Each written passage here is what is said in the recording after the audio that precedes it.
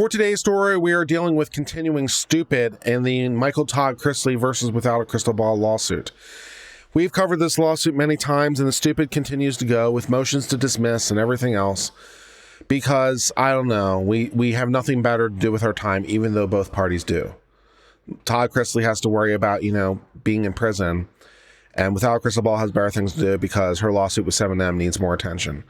So this is kind of a stupid lawsuit for both parties, but we're going to deal with a reply and a motion to dismiss. All right, let's read this. Let's read this pile of stupid. Katie Paulson's opposition to Todd Chrisley's motion to dismiss confirms Ms. Paulson has failed to plead a viable claim for defamation, harassment, and intentional infliction of emotional distress. Well, we knew that long ago. We don't need Todd Chrisley to explain it to us. Ms. Paulson makes no effort to distinguish controlling authority that dooms her counterclaim. The court should therefore dismiss the counterclaim in its entirety. They should dismiss both claims. They suck. Minnesota law holds that defamation suits require greater specificity in pleading than suits alleging other claims, and Minnesota courts have generally required defamatory matters to be set out verbatim to avoid dismissal. It would be helpful to know what the defamation was, yes. It is not sufficient merely to state the effective language or publication was of a certain demeanor or temperament or import. Yes, knowing the exact language would be helpful. Ms. Paulson does not and cannot argue her defamation counterclaim is sufficiently pled under the controlling authority. Even if it was sufficiently pled, it would remain dumb. Outside of a single defamatory quotation from Mr. Chrisley, Ms. Paulson fails to provide even an approximation of actual statements she claims to be defamatory. Minnesota courts have dismissed defamation claims for far more detail than the issues at here. These lawsuits are dumb.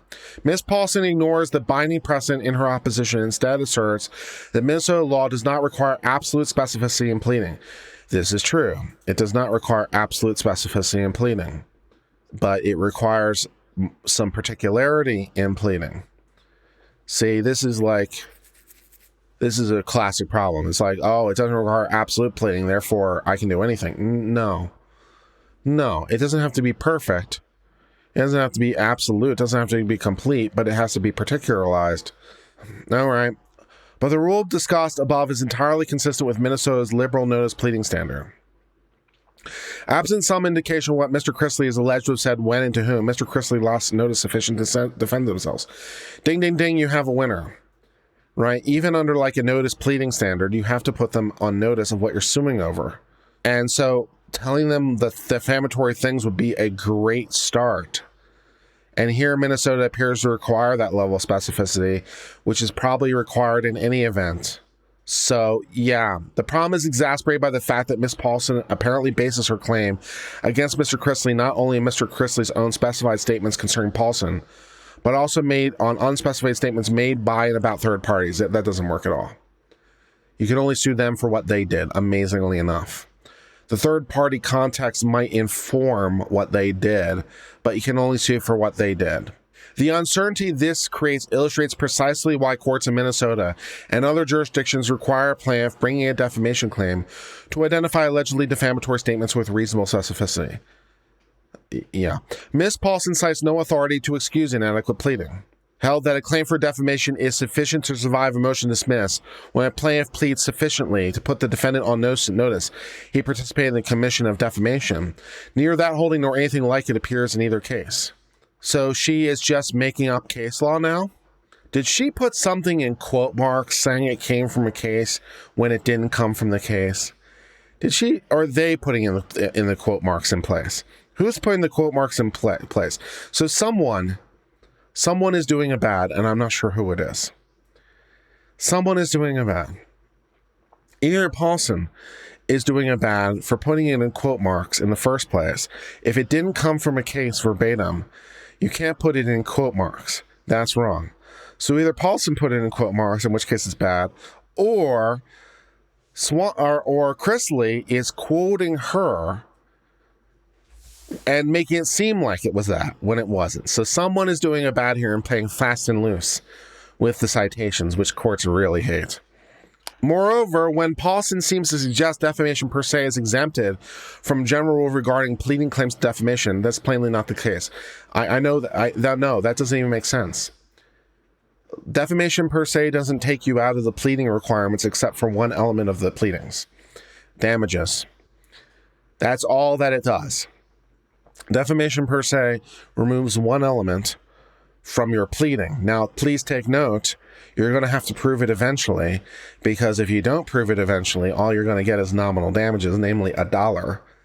So you'll win something no matter what you do. But if you want to win anything of any actual value, you're going to have to prove your claim eventually. But what defamation per se allows you to do is not provide damages in the first instance. You can prove it later. So it just removes one element from the equation. That's it. You still have to prove it with specificity, because he needs to know what he's being sued over. See, it goes to fundamental fairness concerns and due process. Yeah. Minnesota courts have dismissed claim for defamation per se like that, where a plaintiff has pled only vague allegations. We need to know what we're being sued over. That would be great. Finally, as explained in Mr. Chrisley's opening brief, the only specific statement Ms. Paulson identifies in her counterclaim is not defamatory as a matter of law. It cannot be proven true or false as merely rhetorical hyperbole, which is considered unactionable. Maybe. It has many problems with it. Ms. Paulson does not respond to an argument in her opposition or otherwise attempt to salvage her defamation claim. The court should thus dismiss the defamations entirely. Yeah, just dismiss everyone and send everyone home. Ms. Paulson also brings her claim for harassment under Minnesota Criminal Code. As Mr. Chrisley explains in the opening, no such cause of action exists under Minnesota law.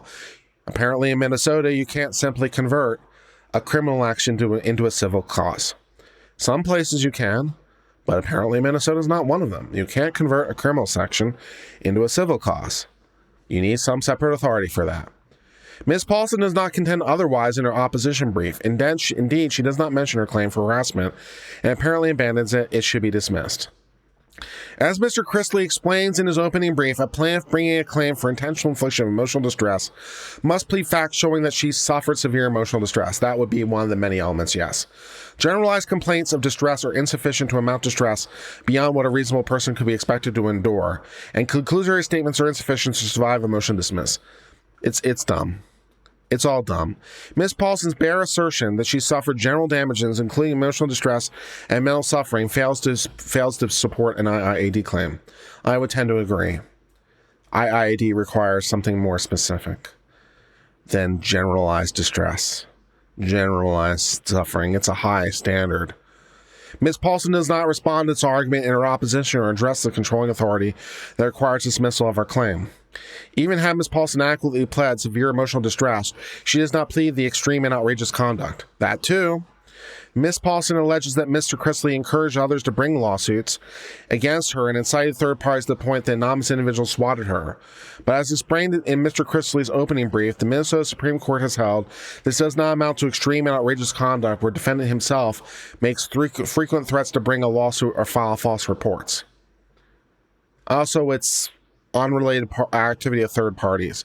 It's difficult how to see inciting, which this is not inciting in any legal definition. Third parties to take these actions can be sufficiently extreme and outrageous to, Ms. Paulson attempts to distinguish this authority by pointing to Mr. Chrisley's celebrity, but Ms. Paulson fails to cite any case holding that conduct is not ordinarily extreme and outrageous may become so if undertaken by a celebrity. I'm not aware of any case law. Minnesota case law keeps claims for IIED sharply limited to cases involving particularly egregious facts. Examples include a whole bunch of things that are not anything like this, so we can press on. For the foregoing reasons, the court should dismiss Ms. Paulson's counterclaims. Thus, that brings us to the end of the reply in support of the motion to dismiss the counterclaims between Michael Todd Chrisley and Without a Cristobal. The counterclaims are stupid and should absolutely be dismissed. But so are the claims. They are stupid claims. They don't really make any sense. The claims from Mr. Chrisley don't make sense because he's very, very a public figure, and his own daughter has said things. And the claims of Katie Joy Paulson have all the problems that he just highlighted, among other problems. So these claims should continue to be dismissed. So we will see how much longer this freak show continues on before the court decides to dismiss both parties and save everyone a lot of headache. And at least for a moment, that brings us to the end of discussion of this case.